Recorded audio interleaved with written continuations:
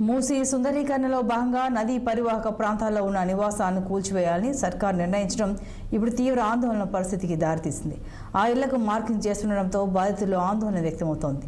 Survey కోసం, marking కోసం వస్తున్న అధికారులను ఎక్కడికక్కడ బాధితులు అడ్డుకుంటున్నారు. తమ ఇల్లు కూల్చొద్దంటూ గోబ్యాక్ అంటూ ధర్నాలు చేస్తున్నారు.